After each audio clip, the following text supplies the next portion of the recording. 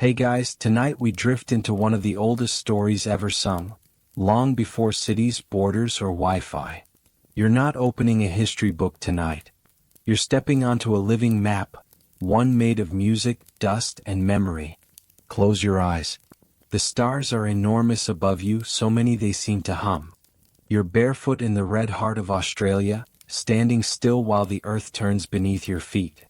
The wind brushes past like it's trying to whisper something forgotten. Then it starts. Not a drumbeat or melody, but something deeper. A rhythm you feel in your ribs.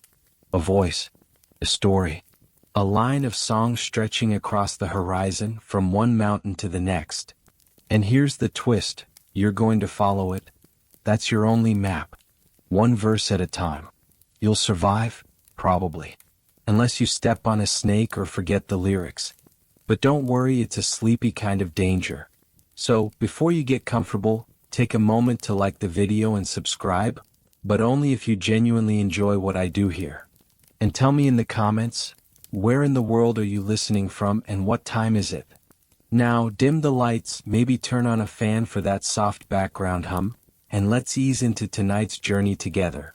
The beginning of this journey doesn't start with writing or carving or even drawing. It begins with walking, with singing, with a dreaming. You're surrounded by a landscape so vast, it almost swallows thought. No highways, no road signs, just you and the knowledge passed down through tens of thousands of years. Aboriginal Australians didn't use paper maps or GPS satellites. They used songlines. Imagine a GPS that sings you the way. Not just left, right, or 200 meters ahead, but which bush to drink from, which hill hides a snake's nest, and which stone marks where the world began. Every twist in the trail is part of a verse. Every mountain is a melody. Songlines, also called dreaming tracks, are more than navigation. They're the memory of the land itself, encoded in stories about ancestral beings who created rivers, hills, and even time. You start walking. Each step follows a myth. That rock? A spear that missed. That crater? A spirit's footprint. The terrain is the story.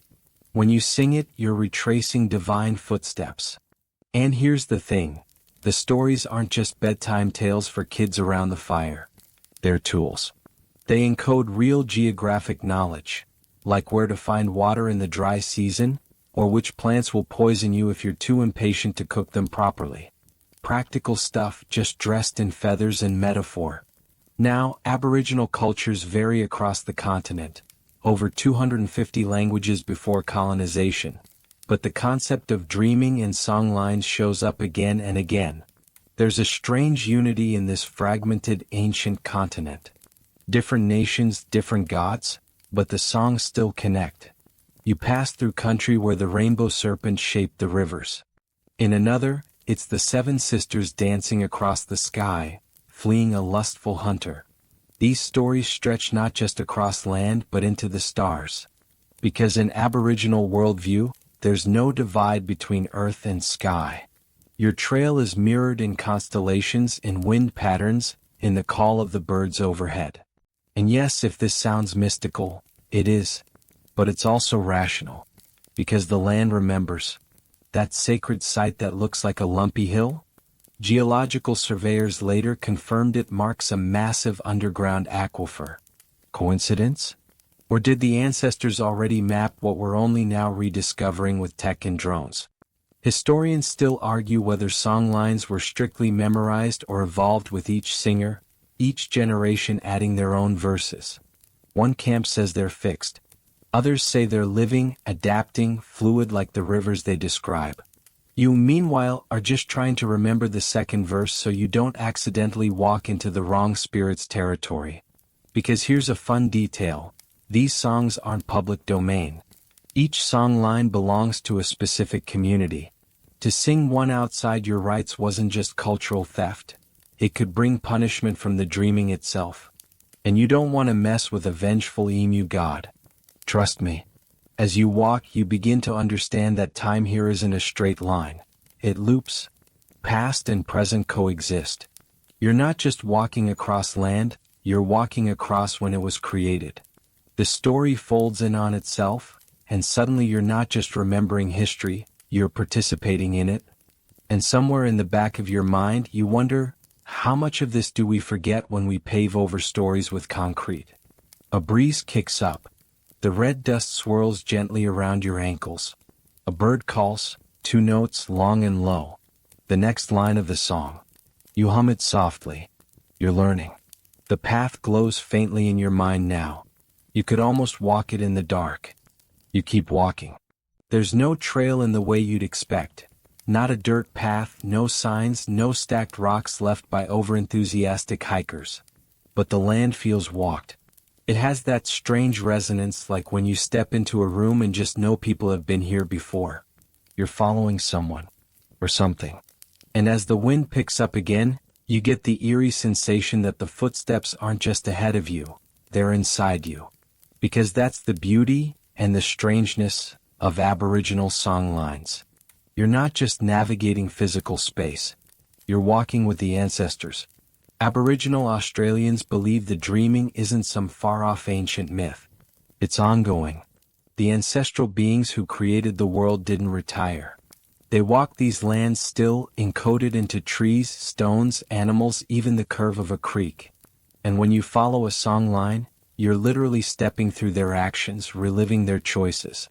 You pass a boulder cracked down the middle, and the story sings itself in your bones. This is where the lightning man threw his spear. Not a metaphor.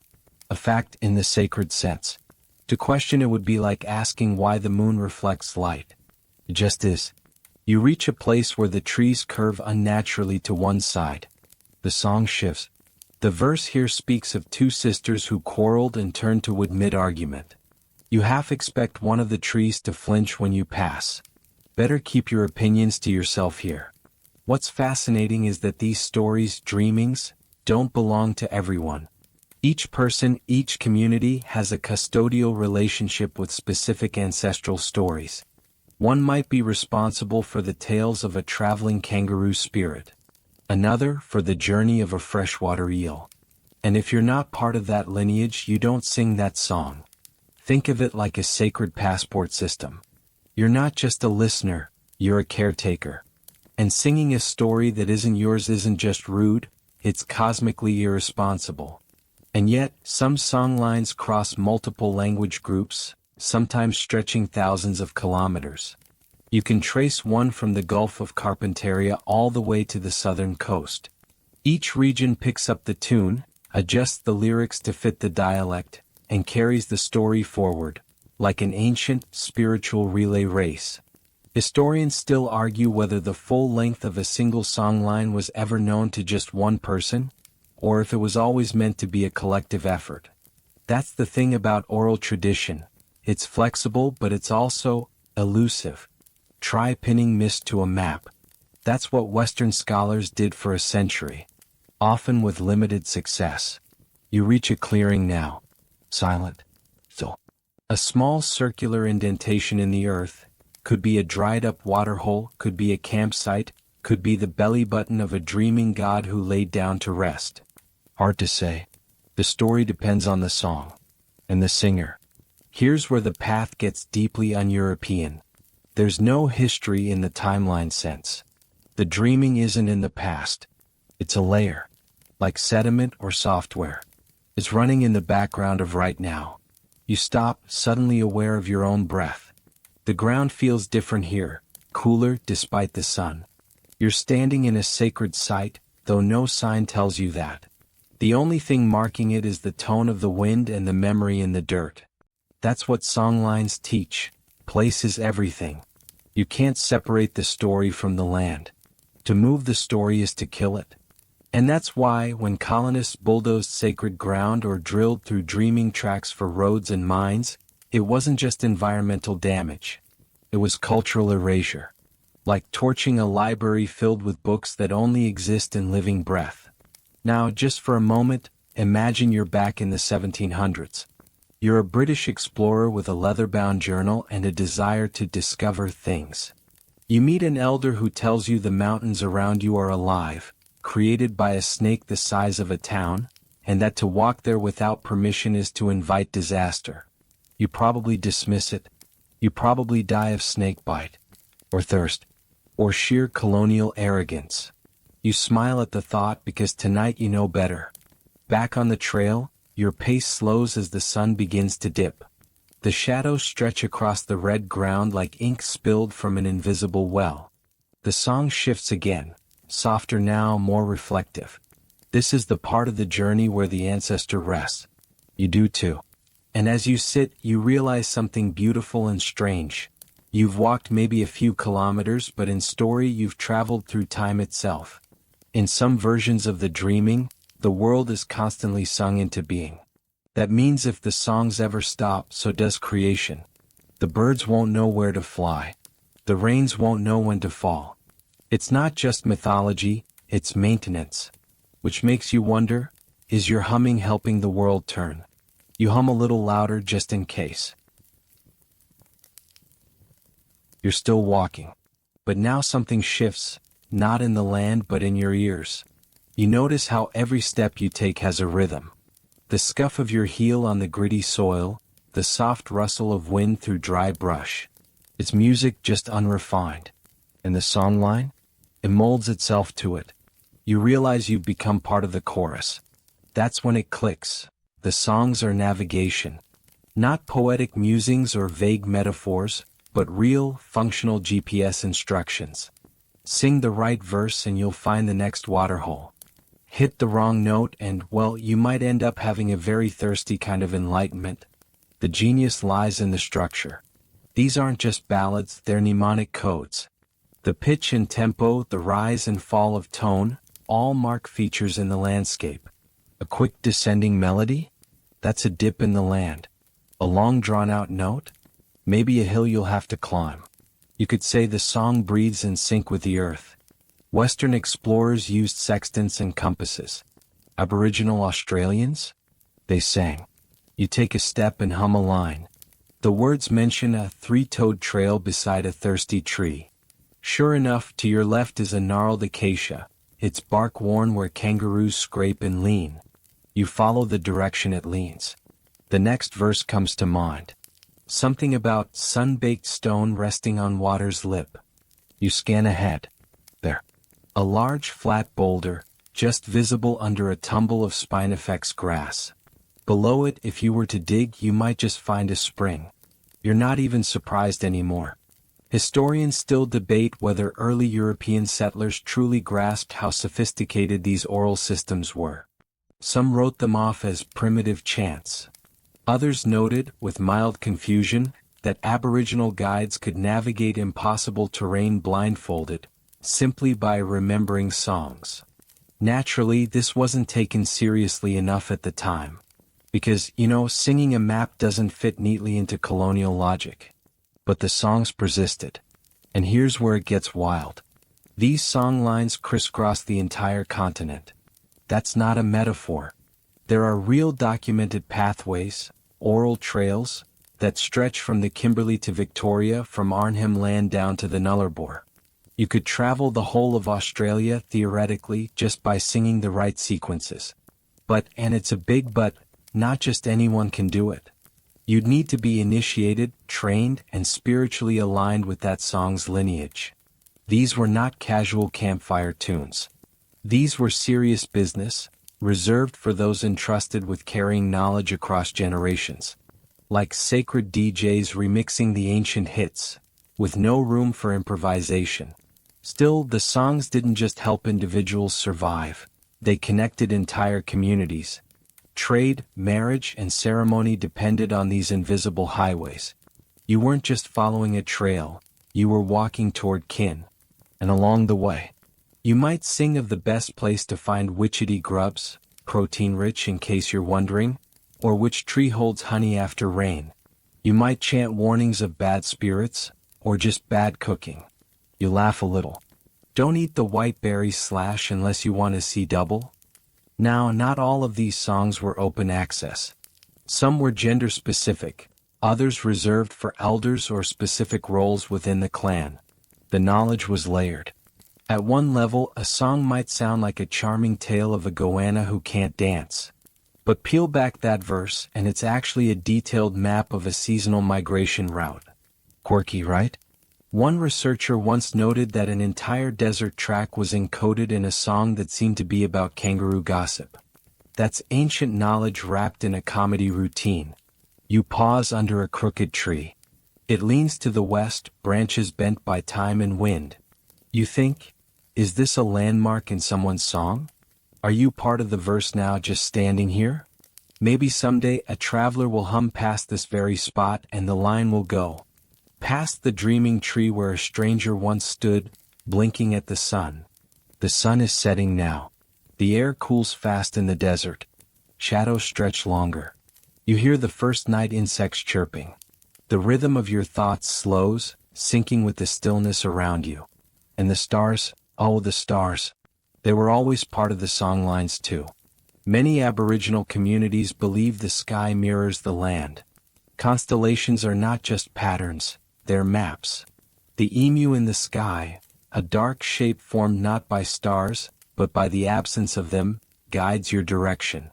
You tilt your head back trying to make it out. It's there. A shape in the Milky Way. And it lines up perfectly with the path ahead. Historians still argue whether these celestial songlines were universal or region-specific. Some believe every region had its own star map. Others think there was an unspoken interconnectivity, like different playlists all using the same rhythm. You begin to understand the full depth of it. To sing the land, to walk the stars, to remember with your voice, that's not just knowledge. That's power. And it doesn't belong in books or data sheets. It belongs here, underfoot, in the dust and the sky and the steady beat of your own steps. You whisper a few lines. You don't know what they mean yet, but they feel right. You keep walking. By now your feet know the rhythm. Your mind hums along without trying. And something strange has started to happen. The land around you doesn't seem random anymore. Each ridge, each cluster of spinifex grass, each worn-down stone, it all feels deliberate. Like punctuation marks in a sentence that was sung long before you were born. This is when you start to understand, the land itself holds memory. Every rock is a line in a verse. Every tree a word in a sentence. Aboriginal songlines aren't just about movement, they're about meaning. They encode memory in the very shapes of the land. You're walking across an archive that stretches back tens of thousands of years. Pause here for a moment. Ahead of you lies a strange arrangement of boulders, balanced improbably as if stacked by a sleepy giant. The song you're following shifts into a softer key. The lyrics refer to Warlu, the ancestral fire being, who roamed the country burning the earth to shape the land. That's what these rocks are, according to the story, embers he left behind when he finally slept beneath the soil. Now, mainstream archaeologists would call this a Tours formation, shaped by erosion and time. But you've heard the song. You felt the heat in the words. And between the geological explanation and the ancestral one, who's to say both aren't true? Historians still argue whether certain geographic features inspired the stories, or if the stories shaped the way people saw the features. Was that boulder always a fire god's footprint? Or did it become one because generations sang it into legend? Either way, the result is the same. You can't unsee it now. The landscape speaks in riddles and you've started to understand the dialect. You move on. The next verse warns of quicksand. The line is odd, something about the earth that drinks without thanks. But it's accurate. The ground shifts underfoot, a little too soft, a little too greedy. You take the long way around. And that's where the genius of songlines really hits you. These aren't vague metaphors. They're exact. A single mispronounced lyric could mean stepping into danger. Imagine singing Hill of Shelter when you meant Hill of Shadows, and finding yourself face to face with a nest of redback spiders. Yes, they bite. No, they don't sing. There's a practical elegance to it. In the absence of written language, these oral traditions became precise tools.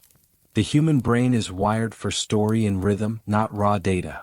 So when the environment becomes a song, survival becomes easier to remember. Catchier even? Like turning your emergency exit plan into a Taylor Swift chorus. You stop at a watering hole just as the lyrics predicted. The water is shallow, flecked with dust, but it's sweet. The song didn't lie. You sip slowly, quietly thanking the ancestors, not just for creating the water but for remembering where it was, for embedding it in a verse that survived 600 generations. Here's a quirky detail. Some Aboriginal communities mark the ends of songlines with message sticks, carved pieces of wood that contain symbols or signals about the journey. They're like road signs you have to sing to understand. And in some traditions, these sticks weren't just left behind. They were delivered between communities, passed from one walker to another, carrying not just geography but messages, news, even declarations of love or war. So now imagine, every step you take is part of a postal system. A mythological postman with dirt-covered feet and a voice full of ancestral memory. A bird calls from a gum tree overhead. Sharp, 3 notes, a little off-key. The songline matches it perfectly. You smile. That bird's been doing this for millennia. Probably has better timing than you. You set off again. The path is clearer now, not to the eye but to the ear. You can sense the cadence before it arrives. Each landmark introduces itself in rhythm. A bend in the trail is preceded by a verse about a crooked snake with stone skin. A steep climb appears right after a line about the mountain that sighs when stepped upon. And when your boots finally crunch onto the incline, you swear you hear the mountain exhale. Historians still debate whether these songs were composed by a single cultural genius at some prehistoric moment or whether they evolved communally over time, each generation layering its own wisdom. Either way, they are complete, complex, and utterly brilliant. What's more, these aren't just survival songs. They're moral codes. Embedded in each tale are teachings about respect, responsibility, and reciprocity. How to treat the land. How to treat each other. How not to be the kind of person who ignores the dreaming and ends up with a snake spirit living in their spleen. Not a real medical condition, but still best avoided. You descend into a hollow. The air is cooler here. The songline grows hushed. You realize this is a sacred area, perhaps a place of ceremony. The tune shifts into a chant you don't recognize. You don't sing. You just listen. Some parts of songlines aren't meant to be sung by everyone. They're gendered, sacred, or restricted to elders. You respect that. Even now, even in imagination, some knowledge isn't yours to carry. And there's peace in that.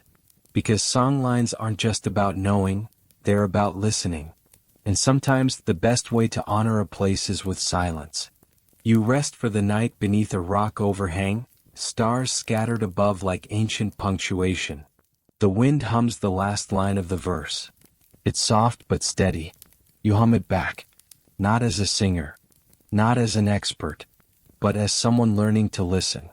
The first light of morning slides across the landscape, low and golden, brushing over the dry grass like fingers smoothing crumpled pages. You rise slowly, the remnants of dreams clinging to your skin. But in this world, dreams and waking are the same thread, woven into each step, each breath, each verse. You're back on the path now, and something curious begins to take shape. Not on the land but above it. You begin to understand that these songlines don't just live on the ground. They stretch across the sky too. This next leg of your journey floats, almost. You're not walking anymore, you're drifting. Gliding over the land like a story rising in pitch. That's because some songlines aren't bound to earth alone. They're painted in the air, in the stars, in the heat shimmer on the horizon. You hear the new verse begin, not sung aloud but sensed like a pulse in your spine. It speaks of constellations that move as you do, of shadow animals in the Milky Way, of ancestors who chased each other across the sky and accidentally dropped fire onto the plains below. There's the emu again, the one you noticed last night. Now you realize it doesn't point north or south in the way a compass would. It leans toward something. You follow its beak, and the next landmark emerges. A sandstone dome, etched with ochre handprints. The sky just gave you directions. Historians still debate the precise age of Aboriginal astronomical knowledge. Some argue that their celestial mapping systems predate Stonehenge. Others caution that we may never be able to date such knowledge. It simply is passed in song and ritual, not written on fragile paper. But one thing is certain. Aboriginal Australians were reading the sky long before telescopes, charts, or Harvard. You tilt your head again. The Southern Cross.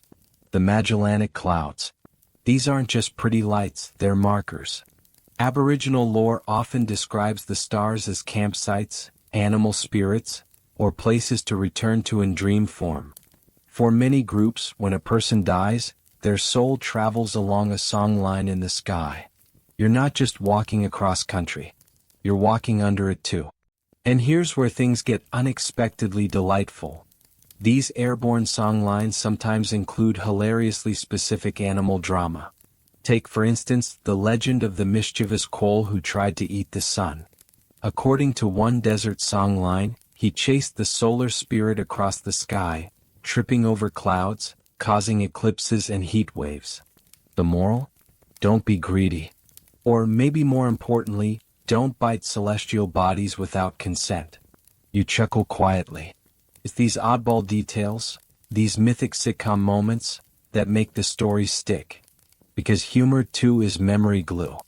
A gust of wind rushes past, picking up red dust and lifting it in a lazy spiral.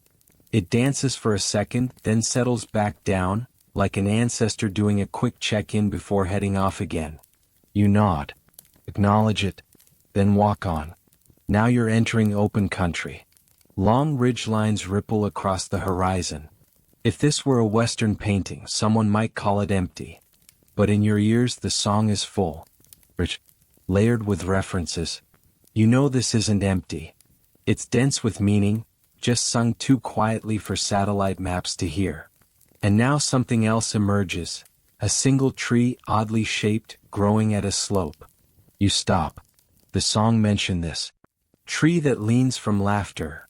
A reference to the time the moon spirit told a joke so bad the eucalyptus keeled over. You grin. You touch the bark. Smooth, cool. Real. This is what separates songlines from ordinary maps. They don't just give you a route. They animate it. They tell you not just what is there but why. And often the why is soaked in personality, mischievous spirits, shape-shifting birds, gossiping rocks. You're not just navigating terrain, you're mingling with characters. And that makes the whole world feel awake. Historians still argue how much of this knowledge was altered or lost through colonization.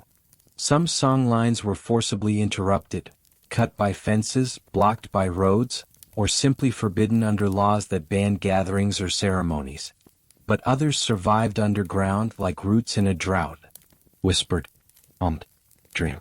The next verse leads you toward a gorge. The entrance is narrow, two rock faces just barely apart, forming a corridor that whistles with wind. As you step in, your voice echoes without you speaking. The acoustics are perfect. And you realize, this place was designed for song. Or maybe the song was designed for this place. Either way, your humming fills the gap between the walls. You're singing with the stone now. And here's a beautiful contradiction. The songlines are invisible, yet they shape everything. They're not marked on any Western map, but they are the original map. In fact, when Aboriginal artists began translating these songlines into dot paintings and symbolic art, some Western observers thought they were just abstract. But they weren't. They were topography, rotated, compressed, symbolic but accurate. Aerial photography just hadn't caught up yet. The air shifts. You're through the gorge. The land opens again and you realize you've crossed into a new country, in the Aboriginal sense. This isn't just a new region. It's a new story. And in this new place the language changes. The song alters slightly. You can still follow the rhythm but the words are foreign. This is another community's dreaming. You pause at the invisible border. Not a fence. Just a feeling. A pressure in the air. You're not unwelcome but you're reminded. This isn't your story to sing unless you've been invited. You hum but quietly now. Listening more than leading. Because songlines aren't just about where you walk. They're about how you walk. You look up again. The stars are still there. Still guiding. Still watching. You're deeper into the outback now. The air is crisp and dry, the kind that makes your nostrils feel like paper when you breathe in too quickly. The terrain ahead is tougher, less forgiving, more exposed. Jagged rock shelves cut across the earth like the backs of sleeping dragons, and the path is barely visible, if it even exists at all. And yet, you're not lost. Because the song is still with you. This part of the verse is brisk, staccato, its rhythm more alert. You're entering a stretch where survival depends on paying attention. The ancestors, it seems, didn't just drop you in the middle of the wilderness without help. They wrote the manual and melody. The song tells of a dingo who lost its way in the land of heat with no echo. Sounds poetic until you realize that the no echo bit refers to a specific type of wind-blasted valley, where noise disappears instead of bouncing back. You step into one now. And yep, your footsteps go silent like the land is swallowing sound. So not a metaphor. Just a really effective geological warning delivered by canine legend. The desert expands around you. The sun climbs. And if you were relying on a compass, you'd be spinning. There are no markers, no shade, and no friendly signage. Just dust and distance. But the song keeps pace. 3 flat stones, then spin to shadow. You spot the stones. You turn. There, barely visible, is the twisted silhouette of a half-burned tree. And behind it, a path. Quirky detail time. Some songlines don't even rely on visible landmarks. They're based on subtle cues, echo patterns, wind direction, even the taste of certain leaves.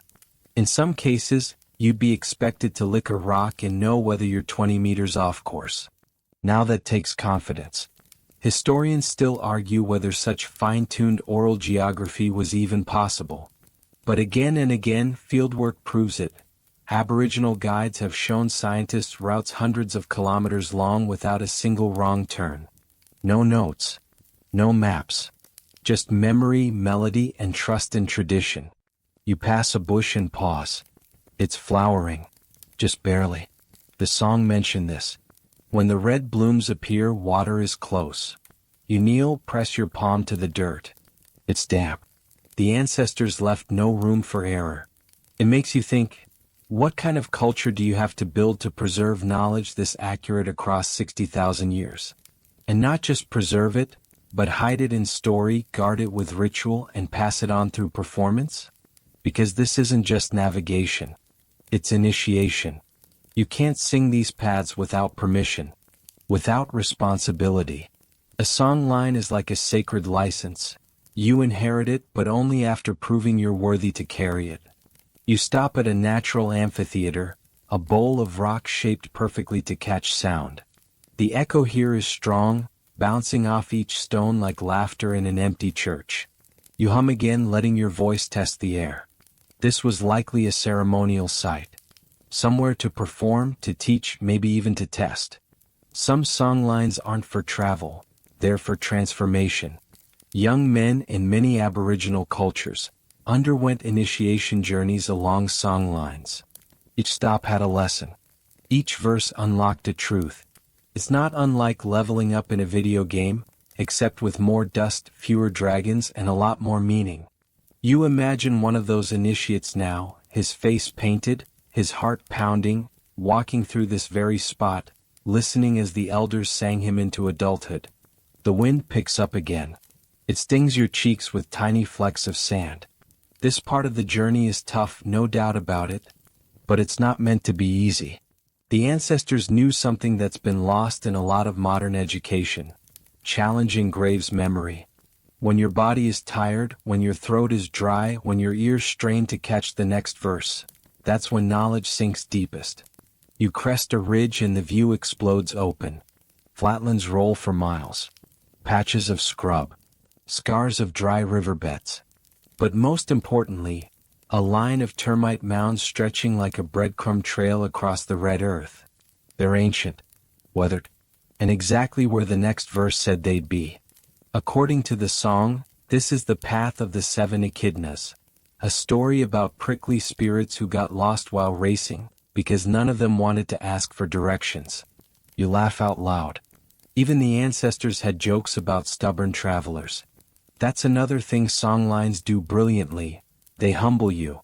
These stories mock pride. They reward listening. If you rush ahead without singing, you'll miss a landmark. If you don't pay attention, you'll walk into thorn bushes, or worse, sacred ground without permission. And that kind of trespass? In dreaming lore, it's not just rude.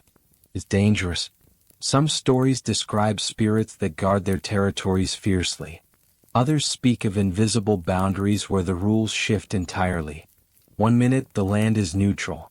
The next it's watching you. And the only way to be safe? Know the song. Walk in step with the story.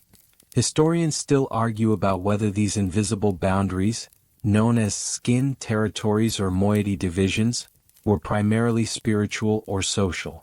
Some say they were early forms of law. Others say they reflected deeper truths about balance and connection.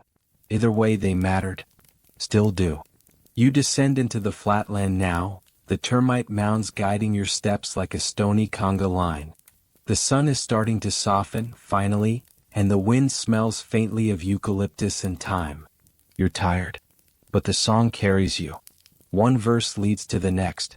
One memory opens another. You're beginning to understand that you're not just following a path. You're the path. You walk slower now, not from fatigue but from reverence. The ground beneath you feels different, not in texture but in tone. Like you're stepping onto a deeper chord in a song that's been playing for millennia.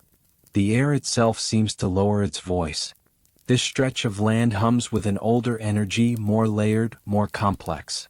Because here, the songline doesn't just trace geography. It starts speaking in dialects. You see, not every region sings the same way. Across Australia, there were over 250 Aboriginal languages, and hundreds more dialects. And yet, despite these differences, songlines flowed across tribal boundaries like rivers between valleys. Oh, through shared rhythms. Through carefully maintained translatability. Think of it like this. You've reached a point where the melody stays the same but the lyrics change. And the people in this country, though different, still recognize the tune. That's the genius of it. The story carries across distance like an ancient linguistic handshake. Historians still debate how these transitions were managed so precisely, how information stayed consistent across vast, language-divided lands. But the fact remains, these oral highways worked. Trade goods moved across deserts. News traveled faster than any horse. And ceremonies, huge, regional, time-synced ceremonies, happen like clockwork.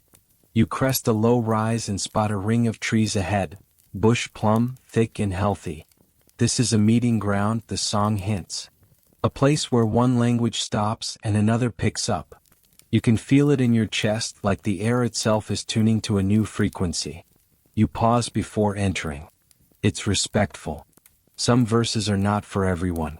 Some stories are custodial, bound to bloodlines, gender, or spirit inheritance. If the last region was a shared hallway, this new one is someone's room. You knock softly, metaphorically, with your feet. You step forward, and the sound changes. Bird calls you hadn't heard before. Insects with a different buzz pattern. Even the wind has a slightly altered rhythm. The new song line begins with a tone that's more clipped, the words shorter. You try humming it and your tongue has to shift position. The melody is familiar, but the pronunciation feels like learning to walk again. This isn't just poetic, it's incredibly smart. These variations prevented monopolization. No single group could control an entire continental narrative. Each had its piece, and every piece mattered. You couldn't skip a region or a people and expect the story to stay whole. That's the power of distributed knowledge. Resilient, adaptive, communal. You walk on. The song now tells of a traveling spirit, neither man nor animal, who moves between languages, morphing as it goes. Sometimes it's a storm bird. Sometimes a whispering woman with saltwater hair. Sometimes it's just a breeze that tastes of stone. You're not sure if this being is a metaphor for the songline itself, or if the songline is about them.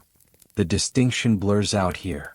The line between story and vehicle, myth and memory. Quirky note: some Aboriginal groups reportedly used different singing registers depending on where they were in the journey. One part might be sung in a ceremonial voice, deep and droning. Another part, a high-pitched childlike call. These weren't random. They reflected the character of the land, or the mood of the ancestral being at that point in the song.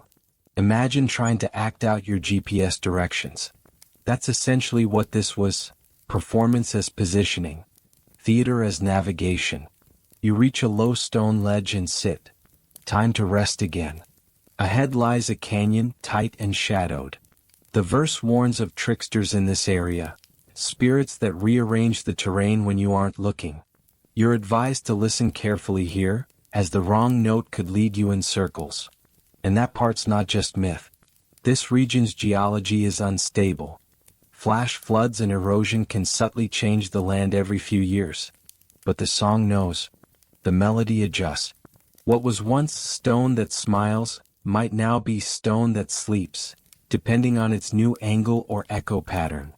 Historians still argue whether the updates to these verses were made communally, through ritual councils, or whether designated songkeepers were empowered to edit the track list, so to speak. But however it was done, it worked. Generations kept singing the land correctly, even as the land itself shifted. And now the canyon waits. You start walking again, slower, your voice hushed. This place requires precision. Each verse is a test. Each step a verse. If you sing it right, you'll emerge at a spring on the other side. If not, well, no one wants to sleep in a trickster's pocket.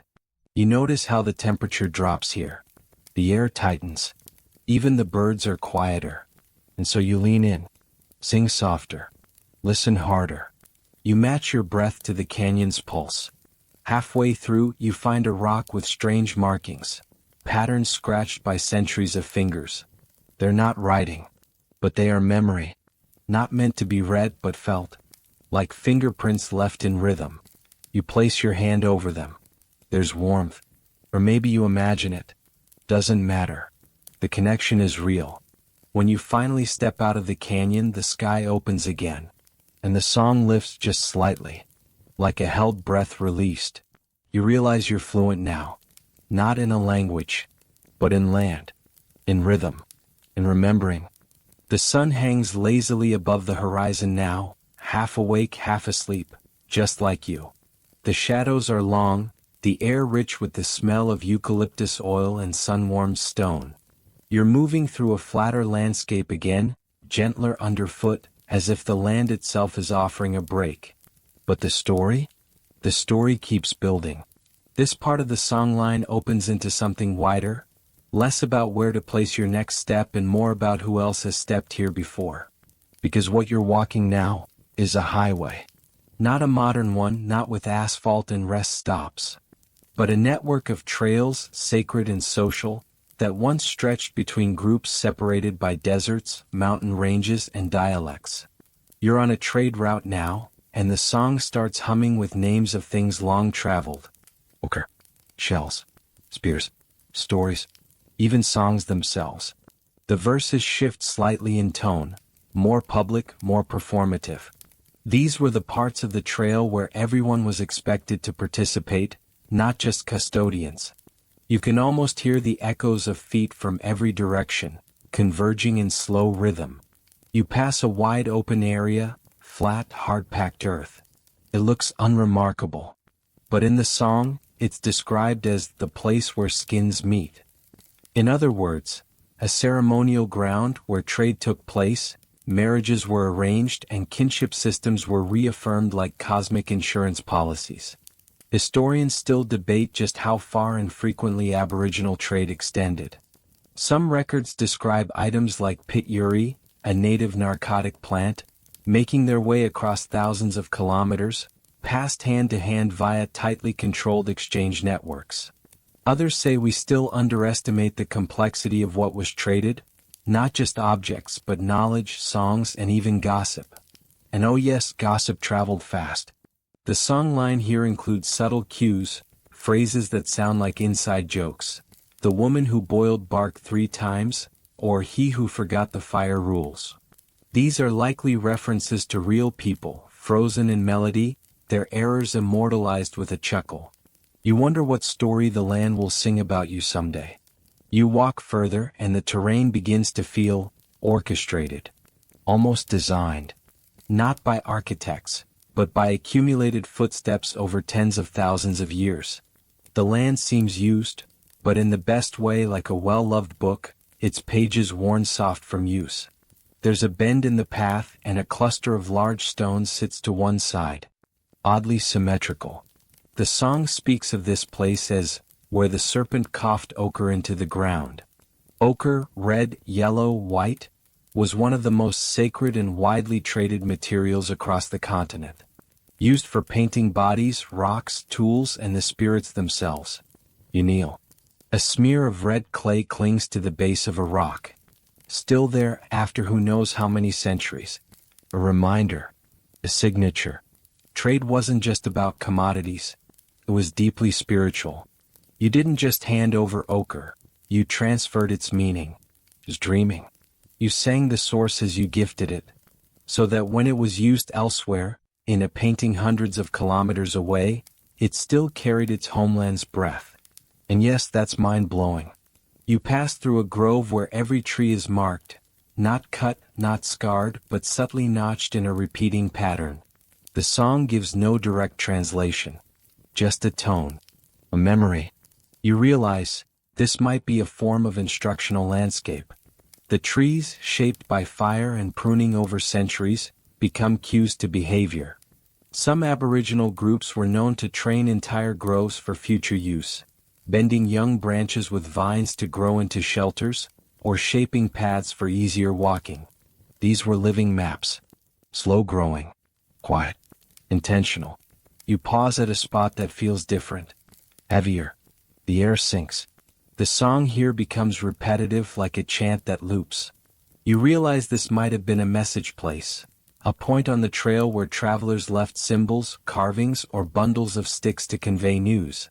A prehistoric post office, but one that required intuition more than a mailbox key. Historians still argue whether message sticks function primarily as invitations to ceremony or records of travel.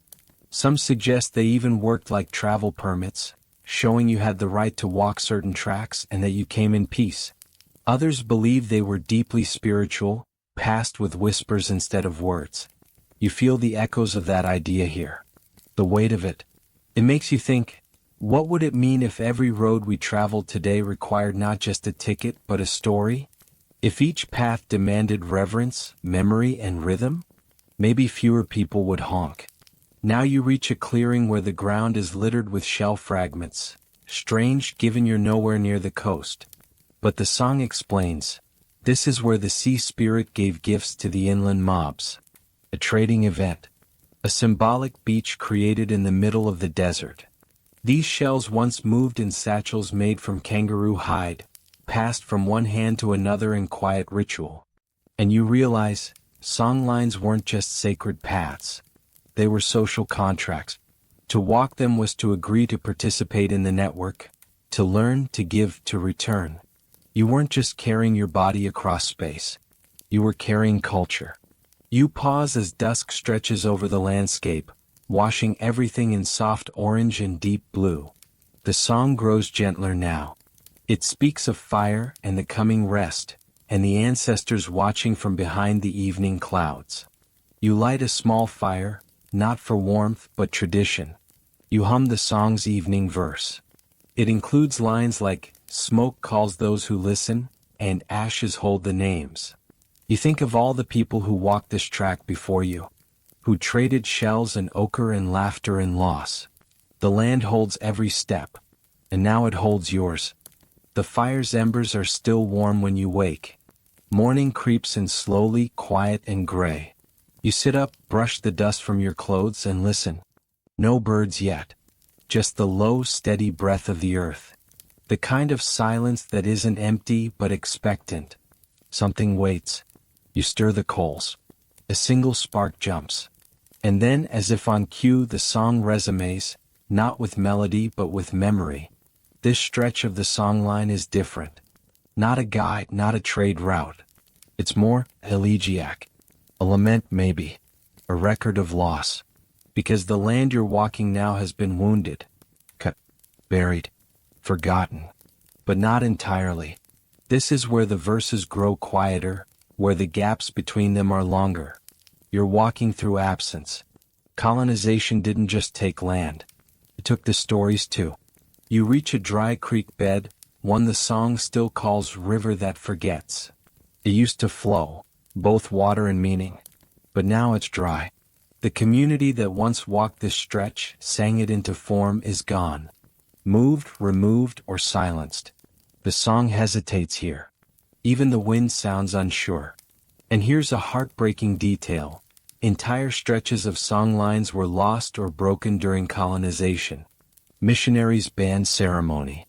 Governments moved communities onto unfamiliar land. Children were taken from their families and stripped of language. Historians still argue whether this was cultural blindness or calculated strategy. But either way, the result was the same.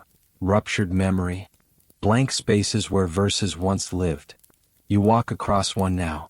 But here's the astonishing thing. The silence is not complete. The land remembers. Even when humans forget, the terrain itself holds the imprint of song. Subtle shifts in the shape of hills. The ghost of a carved tree, long since regrown. Faint tracks in the way Spinifex bends differently along old paths. You pause at a place that feels oddly familiar, though you've never been here. The song gives only fragments now. A line repeated. A word stretched. But it's enough. You follow a shadow and there, beneath a rock overhang, is ochre paint. Faded but still clinging to the wall. A human handprint. Fingers splayed wide. Someone stood here centuries ago and said with color, "I am part of this land." You place your hand beside it. Not over it. Just near. You don't claim it. You witness it. And the song shivers back to life just slightly. The next verse tells of a turtle that could not find the sea. It sounds like a children's story, until you realize it's a metaphor. This was someone who was removed from their country, who couldn't sing their way home. A stolen person trapped inland dreaming of salt water. Quirky aside, some post-contact songlines included coded warnings about settlers. Phrases like white ghost with iron skin, or men who walk without song. Elders slipped these into new verses, teaching children how to avoid the strange, dangerous newcomers who didn't seem to listen to the land at all. You walk a little slower here, your footsteps quieter. It feels right to tread lightly. Ahead, a cluster of trees stands in a ring. Not a crop circle, not aliens. Just ceremony. Or what's left of one. You can tell by the spacing. Ritual trees were planted deliberately, often to mark boundaries of sacred space. This was once a place of gathering, now overgrown and silent. You hum the only verse you remember from the previous stretch and the trees shift. Not physically, but in tone. The grove feels warmer now, like it recognizes something. You keep walking. Historians still debate how many of these lost songlines can be reconstructed. Some believe enough clues remain, through rock art, old recordings, elder memory. Others argue we'll never fully restore what's been broken. But many communities today are trying. Reviving songs. Relearning dances. Reconnecting children with the lands their grandparents were taken from. There's a term in some circles for this process. Singing back the country. And that's what you feel like you're doing now. Not as an owner. Not even as a guest. But as a witness. A small echo returning to its source. You pass through a narrow pass where the song once described stones that whisper when wet. You lean in. They're dry now. But your breath against them raises a small shimmer of moisture. You listen. Nothing. Or maybe, just a hum. Barely there. Like someone breathing on the edge of sleep. You walk on. You reach a fence. It cuts across the land in a jagged, rusted line. Someone's idea of progress. A cattle station boundary, probably. But the song stops dead here. not paused. Cut. On the other side, it doesn't pick up again for several kilometers. The land looks the same, but the thread is broken. And yet, you feel something tugging at the edge of your memory. A phrase, a rhythm, a low looping verse. You close your eyes, step carefully over the fence, and suddenly the song is there again as if nothing had happened. Like an old friend you haven't seen in years, smiling like no time passed at all. Because the song never forgets, just waits. And you realize, you're not just walking through a broken story. You're helping mend it. Each step, each breath, each soft note sung under your breath. It adds up. You're moving again, steadily, quietly, past the fence line, into a stretch of country that feels like it's been holding its breath for 100 years. You don't walk with urgency anymore. There's no rush, because now the walk is the point, and the land seems to recognize you. The song hums back to life, tentative but intact. Like someone returning to a house they once loved but had to leave. It's no longer broken, just changed. Ahead, a low hill rises, its surface cracked with heat and age. The song calls this the place that waited. You climb slowly, listening to each line describe the view you're about to see. And at the top, space, miles of flat country spreading out in every direction. From here, the song line becomes panoramic. It doesn't guide your feet. It guides your gaze. You're meant to see the path as a whole. It's the cartographer's moment, the mental map snapping into place. You're standing in a kind of living atlas. Each ridge is a verse. Each distant line of trees a punctuation mark. And suddenly it hits you. Songlines aren't just stories sung on the land. They are the land turned into narrative. Memory wrapped in topography. You begin to descend, and this is where things get awkward. Because history did not always walk in rhythm here. This stretch of land was discovered several times, of course. Once by the ancestors. Once by the colonial invaders. And once by mining companies who looked at the hill you just stood on and saw not poetry, but iron. You reach a dirt road now. What? Brutal. A mining track, gouged across sacred country. The song line stutters at this point, not because it forgets, but because it can't be heard over the roar of machines. You stand at the edge of it. On one side, the story.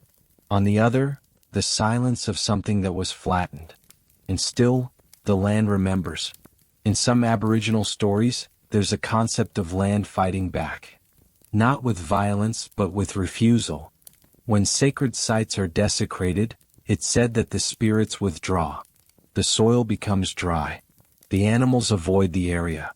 Water disappears. You feel that absence now. And yet, the song doesn't end here. It adapts. That's its secret. Resilience isn't about invincibility, it's about returning even after erasure. Quirky fact.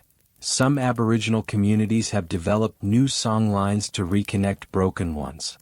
Using drone footage, oral records, and memory, they've begun singing new verses that bridge the gaps, like musical sutures stitching a wound. You take one of those steps now, and to your surprise it works. The song bends, adjusts, and keeps going. You're walking through altered country now. Fence lines, road cuts, buried cables. But the song stays with you. At one point you pass a windmill, modern metal humming. It doesn't belong here. But the verse mentions a sky needle that spins with no memory. Even this has been woven in. Historians still argue whether this kind of adaptation changes the authenticity of songlines. Some say it pollutes the original. Others say it proves they're living systems, not relics but rivers. You don't need a degree to know which is right. You reach a homestead. Empty. Long since abandoned. Its rusted roof peels like old paint, and the wooden beams groan in the sun. The song doesn't mention it directly, but it flows around it like a stream around a rock. The story doesn't stop just because something else showed up. It just adjusts. That's how Aboriginal knowledge systems survived so long. Flexibility without forgetting. The dreaming isn't frozen. It's ongoing. And songlines don't fear change. They absorb it. You leave the homestead behind. Back into the bush. The track narrows again and the song deepens in pitch. More grounded now. More rooted. And then, just as you crest a small rise, you hear something unexpected. Children. Laughing.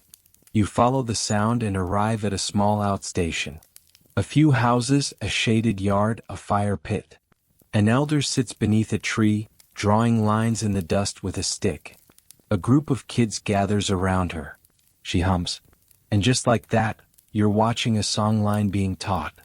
No books. No whiteboards. No apps. Just voice, rhythm, dust, and patience. The elder sings a short line and a child repeats it, stumbling slightly. The others laugh, but not unkindly. The elder corrects gently, tapping her stick on the line in the dirt. And the child tries again. This is how it happens. How it's always happened. Not in a classroom.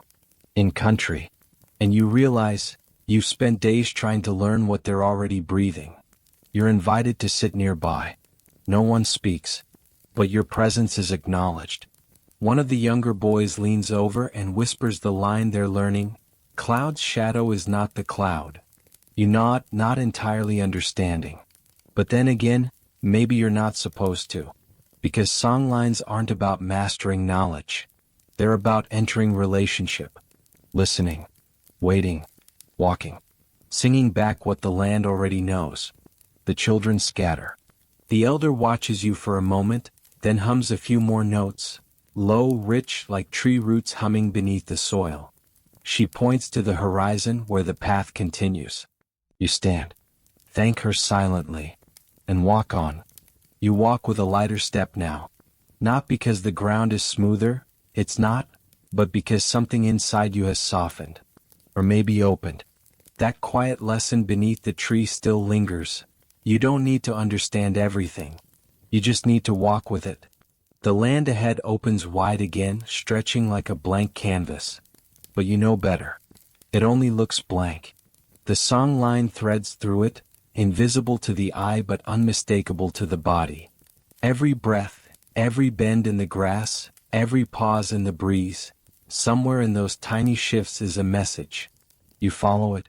And here's where things get surreal. Because just when you've grown used to ancient tracks and painted hands and fading echoes, the songline takes a sharp turn into the present. You step onto a paved road. Not a dusty track or an old colonial path. This is full asphalt. White lines. Road signs. A school zone. And yet, the song doesn't stop. It shifts. The next verse is faint at first, but there's no mistaking it.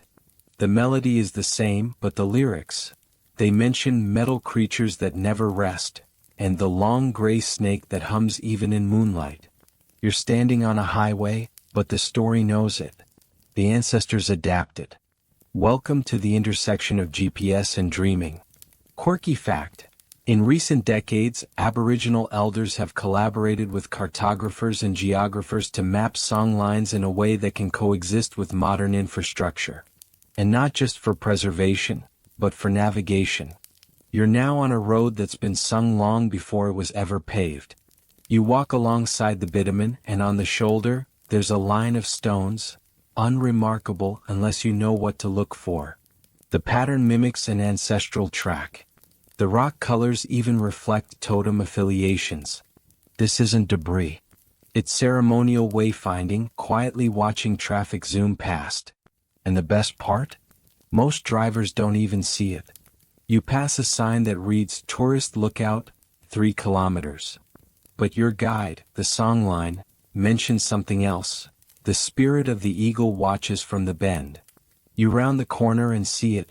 A stone formation high on a ridge, unmistakably bird-shaped if you tilt your head just right. You're not sightseeing.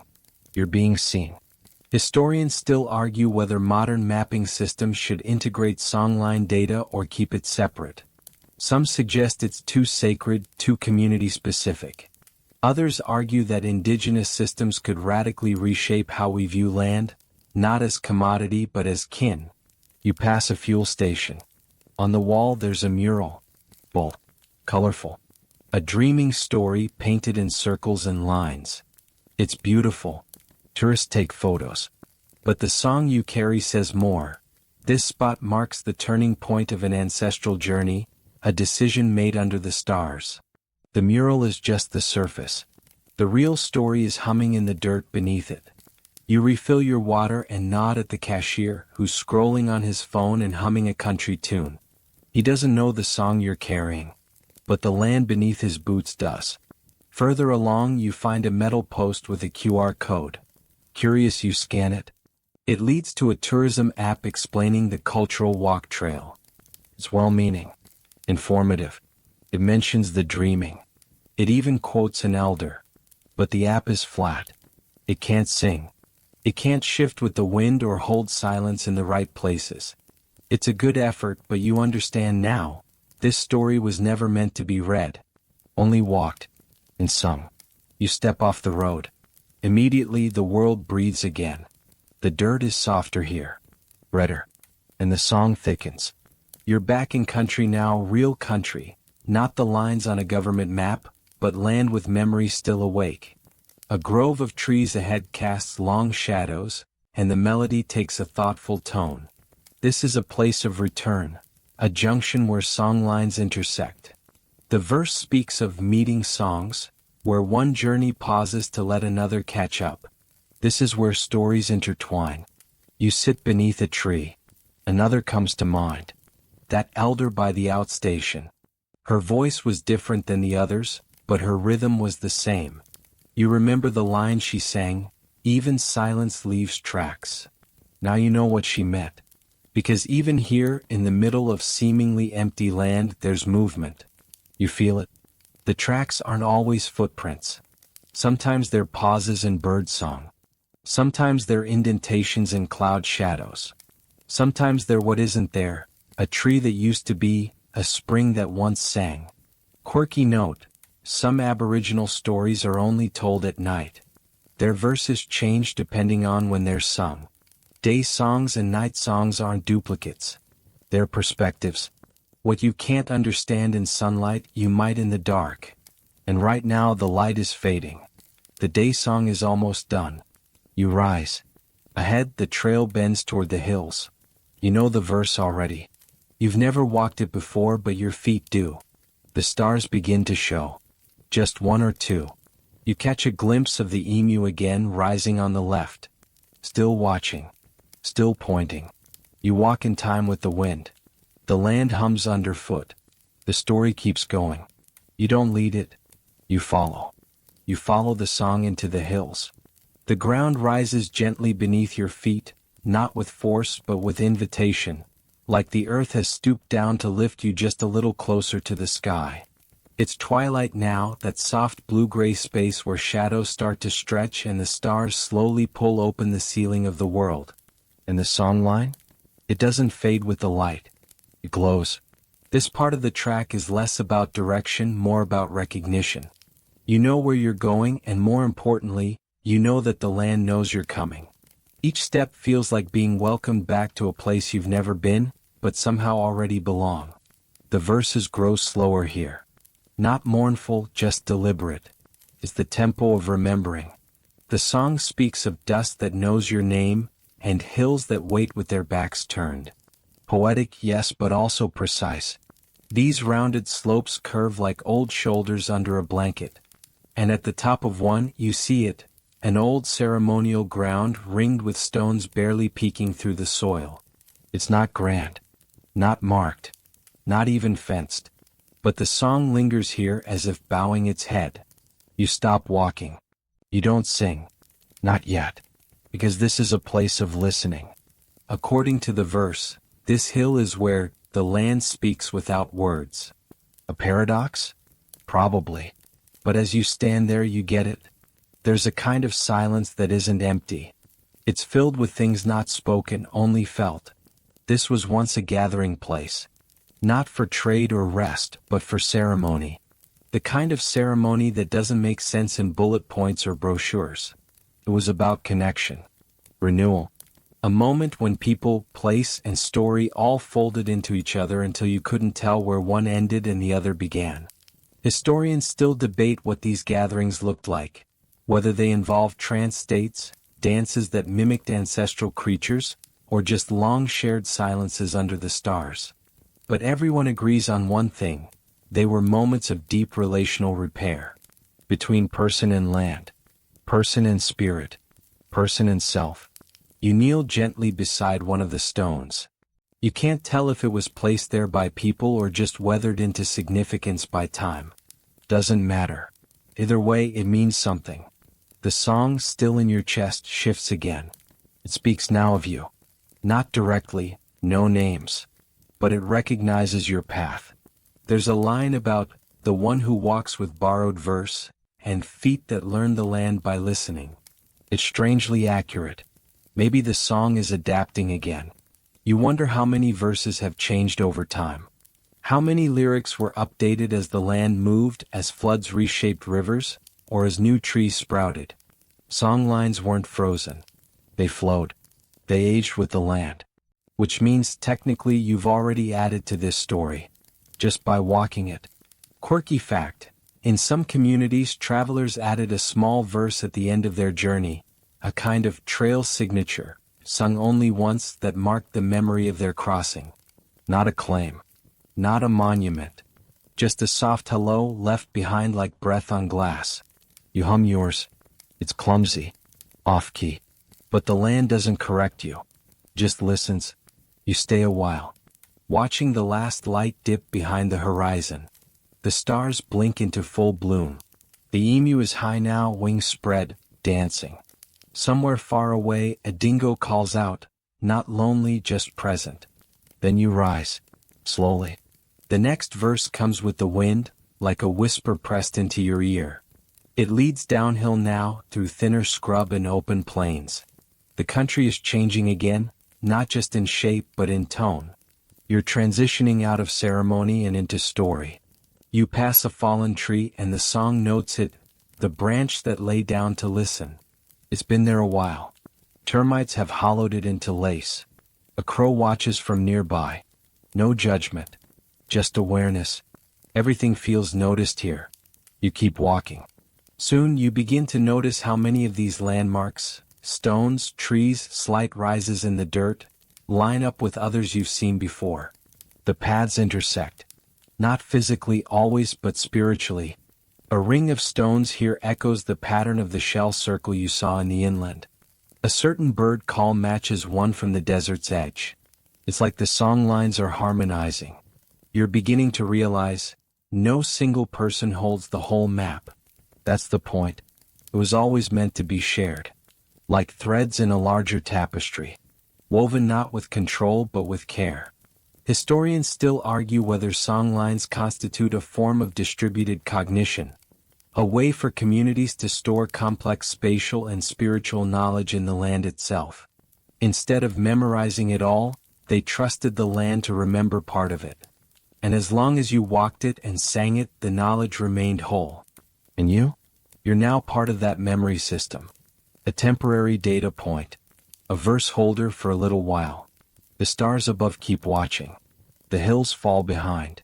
You move onward, humming a low line that doesn't belong to you, but welcomes you just the same.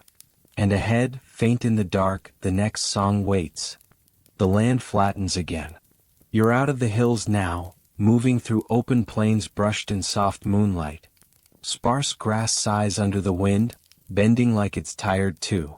But the song remains alert. It's quieter now, yes, but precise. This is a stretch where every detail matters. You're in shared territory. This part of the country is crisscrossed by multiple songlines, each intersecting, overlapping, or running parallel like ancient train tracks of memory. Some lines head north toward saltwater. Others curve inland toward dry rivers and ochre mines. And right now you're walking a path that is both, part ceremony, part commute. And that's the wonder of it. Songlines weren't one size fits all. They served multiple functions. One verse might mark a waterhole. Another might signal a totemic law. A third might tell a joke about a stingray who couldn't dance. And all of them, necessary. Imagine walking a map where the instructions come with mood. Where the directions carry memory, humor, and consequence. You spot a lone rock outcrop in the distance, low, weathered, shaped almost like a reclining figure. The song names it, "The Woman Who Waited Too Long." The story behind it? Depends on who you ask. One version says she was waiting for her lover, who turned into a crow. Another says she challenged the sun to a race, and lost. Historians still debate whether these stories were fixed or fluid, whether each generation told them the same way or added their own twist. What's certain is this: the landmark is constant. The rock didn't move. But the meaning, maybe that grows. You pass the outcrop. You don't disturb it. The song doesn't ask you to stop, just to notice. That's the thing, it's not about control or conquest. It's about recognition. Acknowledging each place as it is, as it was, as it's becoming. Now the verse begins to climb again, figuratively. There's an elevation in the rhythm, a kind of rising tone. That usually means you're approaching a boundary. Not a physical one, a cosmic one. This section is the edge between the mundane and the mythic. The part where, if you were walking with elders, they might pause, look you in the eye and ask, "Are you ready?" You'd probably lie and say yes. You follow the beat and sure enough the ground shifts. Not drastically. Just enough to feel like you're walking over a breath the land is holding. There's a line in the song here about the mouth that forgot to close. A symbolic entry point. A doorway into stories too sacred for casual travel. You slow your pace. This is dreaming ground, active, sensitive. You don't just walk through. You ask permission. Even now, in this imaginary echo of history, you feel the difference. Your feet step softer. Your breath matches the wind. And then, silence. Not from you, from the song. It stops. But it's not gone. It's paused. Waiting. And you realize, this is a teaching technique. Sometimes the silence is the message. A moment to test your memory. A way of asking, do you remember what comes next? You stand still. Eyes closed. Let the quiet fill your chest. Then, just when you're about to doubt yourself, you hear it. Faint. A phrase. The melody returns. You're back on track. Quirky detail. Some songlines deliberately include gaps in their verses. Not because the knowledge is lost, but because you're not ready yet. Those parts are only filled in later, if you earn them, if you return. If the land decides you've listened well enough. It's beautiful, and also terrifying. Like a library that only opens its shelves when you're respectful enough to read. You keep walking. You cross a dry creek. The song tells you in a single playful line that once upon a time, it was a river made of possums. You're not sure if that's a flood myth or a dietary warning. Possibly both. Either way, you laugh under your breath. The story makes the place easier to remember. And that's the point. Each verse is a mnemonic anchor. A way to store ecological data inside myth.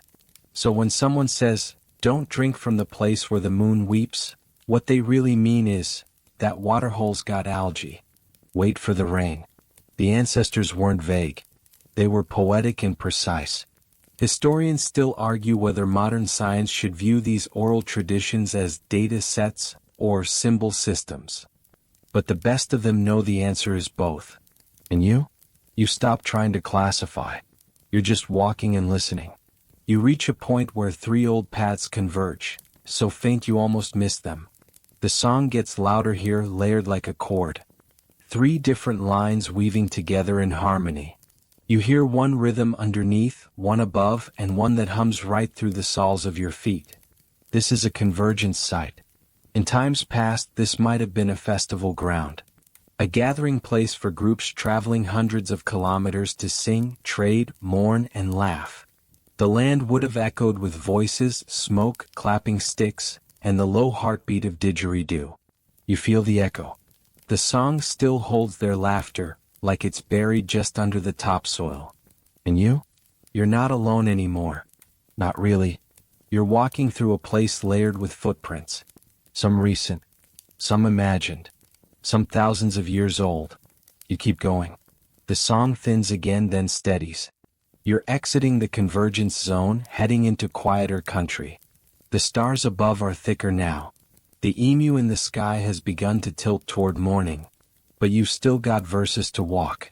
The track bends slightly and a line of trees signals the beginning of a new verse, one you don't recognize yet. But that's okay. The land will teach you. The trees ahead grow denser, their trunks pale in the moonlight, their branches curling like fingers brushing against the sky. You step beneath them and the temperature drops. Not cold exactly, but cooler in that hushed, reverent way certain places always are. The songline dips again, slower now. You've crossed into listening country. And the story changes. This part of the path doesn't just guide or remember, it questions. You feel it immediately in the rhythm.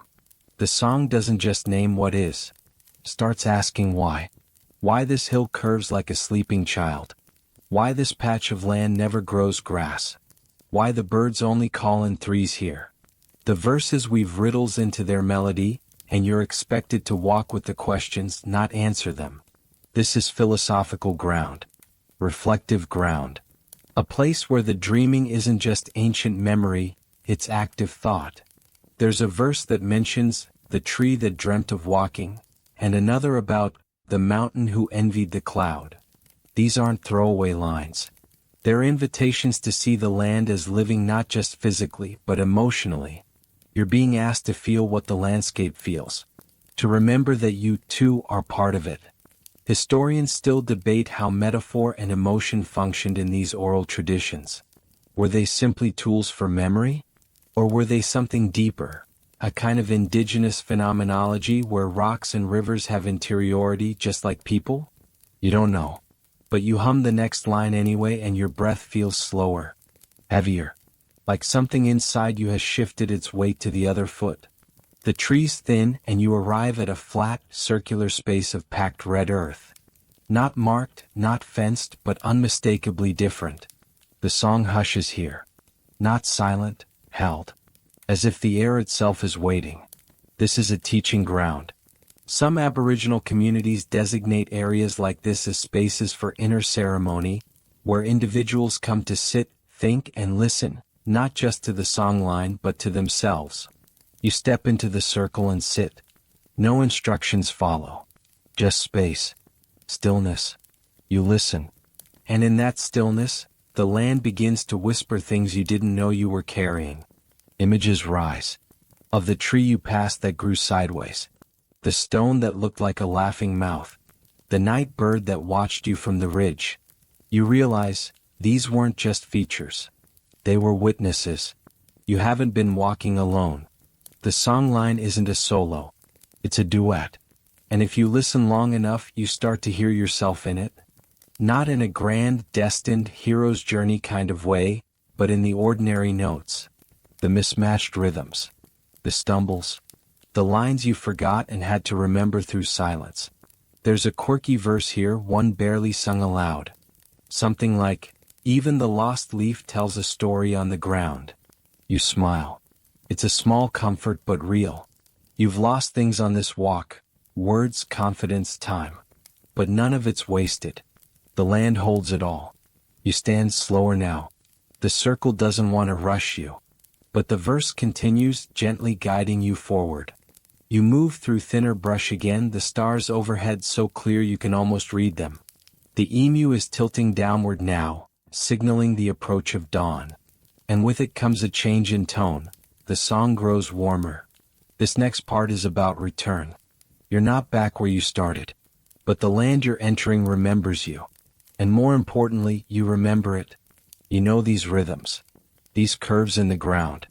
The song here speaks of the walker whose footsteps folded into the trail. You realize the line now includes you. That's what the elders meant when they said, when you walk the song, you become part of it. It wasn't metaphor. It was mechanism. Walking is a form of writing.